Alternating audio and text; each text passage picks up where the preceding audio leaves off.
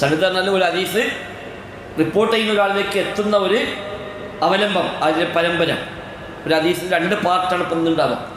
ഒന്ന് സനദ് എന്ന് പറയും, മറ്റൊന്ന് മത്തന് എന്ന് പറയും. സമർത്ഥാസിന് നമുക്ക് ബോർഡ് മേഖല വേണമെങ്കിൽ പറയാം. സനദ് ഈ നബിതങ്ങൾ പറഞ്ഞുവെന്ന ആ ടെക്സ്റ്റ്, നബി ഇങ്ങനെ പറഞ്ഞു, അത് നബി ഇങ്ങനെ ചെയ്തു, അതൊക്കെയുള്ള ഹദീസിലുണ്ടാവുക. അത് നബിയിൽ നിന്ന് ആരാണ് കേട്ടത്, അല്ലെങ്കിൽ നബി ചെയ്തത് ആരാണ് കണ്ടത്? നബി ഇങ്ങനെ ചെയ്യുന്നത് ഞാൻ കണ്ടു എന്ന് സഹാബി പറയണമല്ലോ. ഇവിടെ താബിഴിയോ താബിയോ ഒന്നും കാണുക നബി പറഞ്ഞത്. അപ്പം നബി ഇങ്ങനെ ചെയ്തു, അത് ഞാൻ കണ്ടു. അത് നബി ഇങ്ങനെ പറഞ്ഞു, അത് ഞാൻ കേട്ടു എന്ന് സഹാബി പറയണം. ആ സഹാബി പിന്നെ മറ്റൊരാൾക്ക് പറഞ്ഞു കൊടുക്കണം, നബി ഇങ്ങനെ പറയുന്നത് ഞാൻ കേട്ടിട്ടുണ്ട്, അത് നബി ഇങ്ങനെ ചെയ്യുന്നത് ഞാൻ കണ്ടിട്ടുണ്ട്, അല്ലെങ്കിൽ നബിയുടെ കാലത്ത് ഞങ്ങളിങ്ങനെ ചെയ്യാറുണ്ടായിരുന്നു. അതും ഹദീസാണ്, നബി പറഞ്ഞ ഹദീസിൻ്റെ അതേ ഹുക്കുമാണ്. ഇപ്പോൾ സഹാബി പറയാം നബിയുടെ കാലത്ത് ഞങ്ങളിങ്ങനെ ചെയ്യുമായിരുന്നു എന്ന് സഹാബി പറഞ്ഞാൽ അത് നബി അംഗീകരിച്ചു എന്ന സ്ഥാനത്താണ് കണക്കാക്കുക.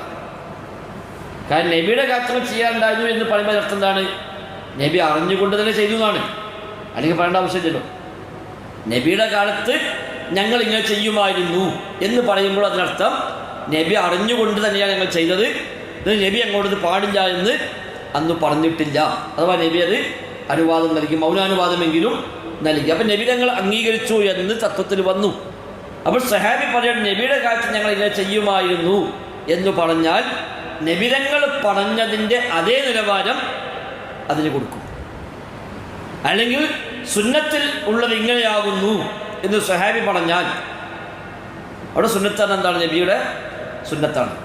അപ്പം നബി പറഞ്ഞ, നബി ചെയ്ത, നബി അംഗീകരിച്ചതിൻ്റെ അതേ ഹുക്മ് അതിനുണ്ടാവും, എന്നാൽ അതേ സ്ഥാനം ഉണ്ടാവും, സ്ഥാനത്തിന് വ്യത്യാസം ഉണ്ടാവും. നബി പറഞ്ഞു എന്നും സഹാബി പറയുന്നു, നബിയുടെ കാലത്ത് ഞങ്ങളിങ്ങനെ ചെയ്തു പറയുന്നു, തമ്മിൽ സ്ഥാന വ്യത്യാസം ഉണ്ടാവും. പക്ഷേ ഹുക്മിൽ രണ്ടും ഒരേ ഹുക്കുമാണ്. സ്വഹിയായ പരമ്പര കിട്ടിക്കഴിഞ്ഞാൽ രണ്ടും പ്രാവർത്തികമാക്കാം, രണ്ടും ദീനിയായിട്ട് സ്ഥിരപ്പെട്ടുവെന്നാണ് അതിനർത്ഥം. എന്നാൽ മർത്തബയിൽ ഒന്ന് മറ്റൊന്നിനേക്കാൾ മേലെ നിൽക്കും. അപ്പം അങ്ങനെ സനദ് എന്ന ഒന്ന് അറിയാതെ ഉണ്ടായി ഒന്നാണ്. നബി പറഞ്ഞു എന്ന് താബിഴി പറഞ്ഞാൽ, താബിഴി പറഞ്ഞാൽ അമ്മൻ, ആരിൽ നിന്നാണ് നീ കേട്ടത്? അപ്പം അദ്ദേഹം പറയും എന്നോട് ഇന്ന സ്വഹാബി പറഞ്ഞു, അല്ലെങ്കിൽ ആ സഹാബി പറഞ്ഞു എന്ന് ഈ താബിഴി എന്നോട് പറഞ്ഞു, അല്ലെങ്കിൽ ഈ സഹാബി പറഞ്ഞു എന്ന് ആ സഹാബി പറഞ്ഞു എന്ന് ഈ താബിഴി എന്നോട് പറഞ്ഞു. അങ്ങനെയൊക്കെ വരും. ഒരു വാപ്പയും മോനും സഹാബിയായിരിക്കും. വാപ്പ മുതിർന്ന തലമുറയിൽപ്പെട്ട ആളായിരിക്കും, മകൻ ചെറിയ പ്രായത്തിൽപ്പെട്ട ആളായിരിക്കും, രണ്ടാളും സഹാബികളാണ്. ഹദീസ് നബീന് കേട്ടപ്പോൾ വാപ്പയായിരിക്കും. പിന്നെ വാപ്പ മോന് പിന്നെ പറഞ്ഞു കൊടുക്കും. എന്തൊരു സാഹചര്യം ഉണ്ടാകുമ്പോൾ പറയും, മോനെ നബി ഇങ്ങനെ പറഞ്ഞ് ഞാൻ കേട്ടിട്ടുണ്ട്, ഇത് ചെയ്യാൻ പാടില്ല. അപ്പം ഈ മോൻ പിന്നെന്താ പറയുക? നബി ഇങ്ങനെ പറഞ്ഞുവെന്ന് എൻ്റെ വാപ്പ പറഞ്ഞിരിക്കുന്നു. ഈ വാപ്പയും സ്വഹാബിയാണ്, ഈ പറഞ്ഞ മോനും സ്വഹാബിയാണ് പറഞ്ഞു. പിന്നെ ഈ സ്വഹാബി അടുത്ത സ്റ്റെപ്പ് ചിലപ്പോൾ വേറെ സ്വഹാബിയോട് പറയും, താബിയെ നയിക്കണമെന്നില്ല. അപ്പം 3 സ്വഹാബികളെ പറയും. ഈ സ്വഹാബി മറ്റേ സ്വഹാബി നബി ഇങ്ങനെ പറഞ്ഞു, എൻ്റെ വാപ്പ എന്നോട് കൊണ്ടിട്ടുണ്ട്.